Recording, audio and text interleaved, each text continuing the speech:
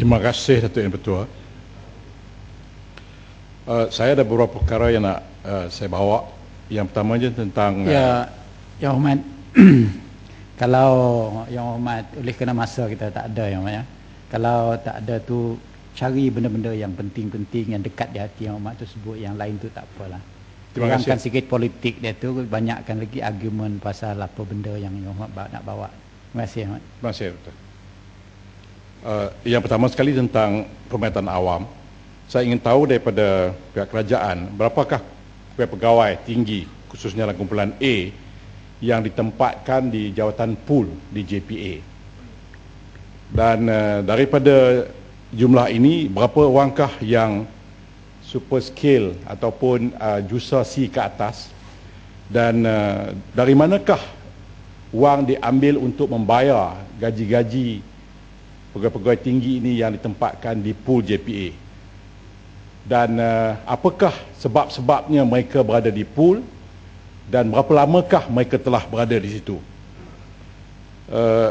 Yang keduanya, saya juga nak tahu berapakah jumlah pegawai-pegawai kanan kerajaan kumpulan A yang disambung kontrak mereka berada di jawatan-jawatan tinggi kerajaan. Bukankah dengan memberikan extension kontrak ini menyebabkan pegawai-pegawai bawah tersekat untuk naik ke atas, dan ini nampaknya seolah-olah kita menutup peluang dan masa depan pegawai-pegawai di bawah. Yang keduanya tu yang betul ialah tentang Kementerian Dalam Negeri. Saya lihat mutakhir ini banyak anggota-anggota rela yang bersama-sama dengan anggota polis menjalankan tugas, sama ada di roadblocks ataupun dalam beberapa operation-operation yang lain. Soalan saya ialah, adakah anggota-anggota rela ini telah pun didedahkan dengan pengalaman dan pengetahuan undang-undang? Yang kedua, adakah mereka ini mendapat latihan yang cukup untuk mengendalikan satu-satu operation? Kerana kita takut anggota-anggota rela yang tidak cukup mahir dalam melaksanakan operation ini, sekiranya terjadi apa-apa kepada mereka, adakah mereka ini di cover dalam bentuk sama ada imbuhan ataupun lain-lain yang sekiranya berlaku kecederaan atau kematian terhadap mereka. Jadi soalan saya ialah sama ada mereka ini betul-betul mendapat latihan yang cukup, dan apakah lain-lain kemudahan disediakan untuk mereka. Itu yang betul. Yang ketiga ialah tentang Kementerian Pertahanan. Saya ingin tahu seramai 80,000 orang bekas-bekas anggota tentera yang tidak mendapat pencen.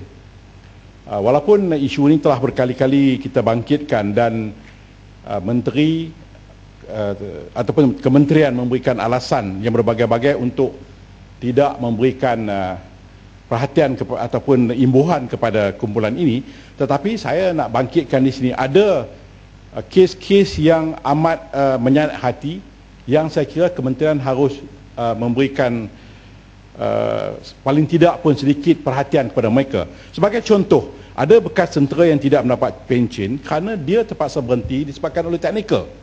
Contoh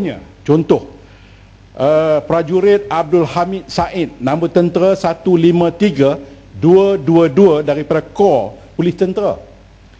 Dia bertugas selama 20 tahun 9 bulan. Betul? 20 tahun 9 bulan, tak cukup 21 tahun, kerana dia terpaksa berhenti kerana pada waktu itu dia telah mencapai umur 45 tahun. Jadi dia telah sampai umur 45 tahun, dia kena berhenti. Jadi dia servis cuma 20 tahun 9 bulan dan dia tak dapat pencen. Ini isu teknikal. Dan saya rasa dia kekurangan 3 bulan untuk dapat pencen, dan ini kerajaan tak mau bagi dia pencen kerana kononnya dia tak servis 21 tahun. Dia tak mau servis bukan kerana dia tak mau servis, kerana memang umur dia 45 tahun, dia kena berhenti waktu itu. Baik. Yang kedua, prajurit TUDM 702000. Saya ulang, prajurit TUDM 702000 Osman Hassan yang 19 tahun berkhidmat dalam angkatan tentera, dan apabila dia berhenti cuma sekadar mendapat ganjaran 33,000, dan dia berhenti Kerana berkali-kali dan telah pun hampir melalui semua kursus-kursus, tapi bila datang untuk naik pangkat, CEO kata kamu bukan orang negeri saya, bagi kat orang lain. Kerana ini menunjukkan bahawa CEO sendiri memilih kasih untuk itu, dan walaupun ditanya beberapa sebab, nampaknya pegawai tidak memberikan perhatian kepada beliau. Akhirnya inilah di antara sebab-sebab mereka berhenti. Dan saya juga nak usulkan di sini supaya kementerian melihat, walaupun dalam jawapan di Dewan ini menteri mengatakan bahawa ada mereka-mereka yang berhenti ini kadang-kadangnya tidak prihatin, tidak patriotik, mereka tidak mahu servis kepada kerajaan. Tetapi kita lihat tentera bertugas 24 jam dalam sehari. Kita tak boleh kata tentera hanya bertugas 12 jam ataupun 8 jam kalau bandingkan dengan pegawai-pegawai awam. Sebenarnya tentera bertugas 24 jam sehari. So kalau dia berhenti pada masa 15 tahun dalam servis, ini maknanya kalau kita kali dengan 2, dia sebenarnya telah pun berkhidmat dengan kerajaan selama 30 tahun. Jadi waktu itu atau masa yang 4 tahun atau 5 tahun yang dia tidak bertugas itu hendak 24 jam dalam satu hari. Jadi saya mencadangkan, kalaupun kerajaan tak nak bagi pensyen kepada mereka, apa salahnya kalau kerajaan fikirkan satu jenis ganjaran. Sebagai contohnya, memberikan food coupon kepada mereka. Sekitar 200 hingga 500 setiap bulan kepada mereka yang tidak mendapat pensyen ini. Supaya paling tidak dengan food coupon ini, mereka dapat banyak menyelesaikan masalah-masalah. Kerana bagi mereka yang tidak berpensyen ini, kebanyakannya end up sama ada menjadi security guard yang gajinya tak sampai pun 700. Saya ada satu kes di mana dia berhenti tentera, dapat gaji 560, anak 7 orang, 6 daripada anaknya terpaksa berhenti sekolah kerana tak mampu untuk menghantar mereka ke sekolah.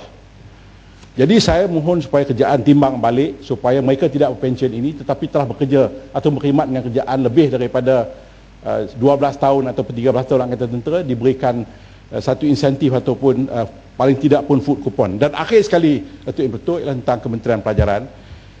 Saya amat terkejut apabila dimaklumkan bahawa di bandar sahaja ada sekolah-sekolah yang 10% daripada pelajar sekolah menengah yang tidak boleh membaca. Saya tidak tahu apa di mana salahnya, tetapi ada pelajar-pelajar yang naik ke tempat yang tak boleh membaca. Jadi saya duk fikir apa nak jadi kepada mereka ini.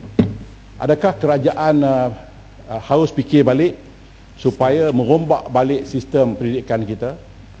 Tidak mungkin pelajar-pelajar yang akan melepasi tingkatan 5 selepas ini dalam keadaan tidak boleh membaca. Bagaimanakah mereka akan masuk dalam pasaran? Apa yang akan jadi pada mereka? Jadi sebab itu saya mencadangkan supaya latihan teknikal ataupun vocational school ini dimertabatkan balik. Pelajar-pelajar yang dalam kategori ini yang tidak boleh membaca ini, mungkin di peringkat tingkatan 3, kalau tengok tingkatan 3 pun dia nampak dia tak boleh pergi dah. Lebih baik kita usulkan mereka masuk ke technical school ataupun sekolah-sekolah vocational ni, paling tidak pun apabila dia mencapai umur 18-19, paling tidak pun walaupun dia tidak boleh membaca, tetapi dia mempunyai skill yang boleh akhirnya menjamin masa depan dia masa depan. Itu saja Tuan, terima kasih banyak.